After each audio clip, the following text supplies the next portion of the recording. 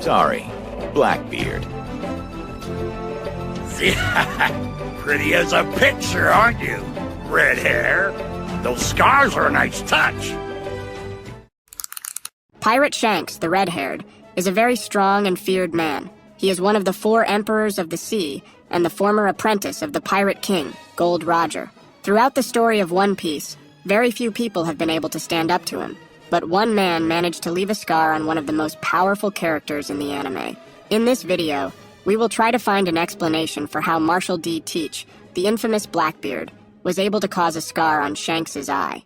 I've fought countless battles, and I've received countless scars as well.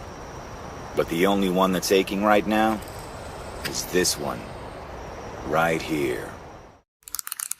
When we first see red-haired Shanks after Luffy's flashback, the Yonko already had his famous scar. So, one thing is certain. This mark on his face was made before Luffy's journey began. Now, before wondering how the scar was made, we need to imagine what motivated Blackbeard to attack the young pirate Shanks.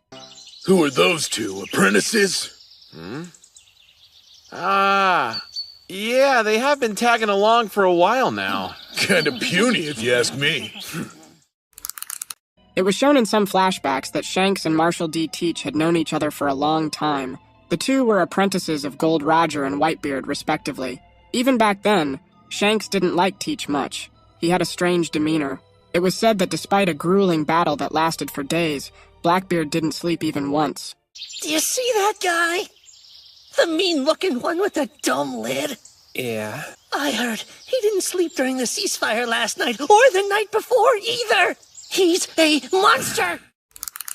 However, at that time, there didn't seem to be any rivalry between the 2, other than the fact that they were part of different crews. Their captains had already been fighting each other for a long time, and the rivalry between Shanks and Teach began after Shanks entered the Grand Line. During Teach's hunt for his crew in the Devil Fruits, the main reason he risked his life to confront someone more powerful than him is quite simple.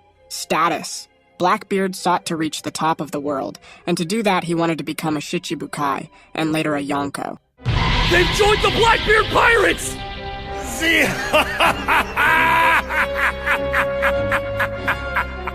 Hey there, Pops! I'm glad I could make it to your funeral. But if he defeated and killed Shanks, he would skip several stages of his plan and gain credibility much faster, which wouldn't be a good idea, as this would attract the attention of the world government and bounty hunters. Perhaps the reason why Shanks decided to personally go after Teach and intervene in his plans was that he discovered Blackbeard was after the Devil Fruits and planning to reach the top of the world. Marshall D. Teach was able to break the only rule of Whitebeard's crew, the rule of never killing a comrade. You want to finish me, don't you? The murder of a fellow crewmate is a serious crime, after all. And yes, I killed 4th Division Commander Thatcher with my own hands, but there wasn't any other choice. He committed this atrocity merely to fulfill his selfish plan. Shanks came to see Blackbeard as a dangerous threat and wanted to prevent the worst from happening.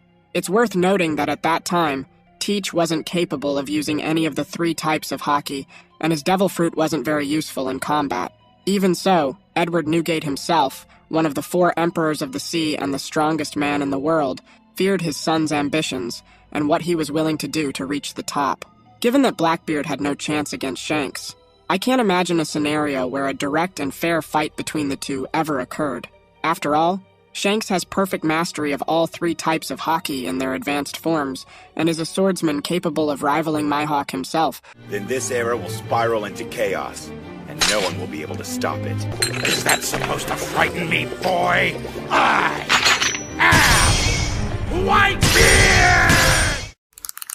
And just as he did with Whitebeard, Shanks tried to talk to Marshall D. Teach to convince him to give up his plan.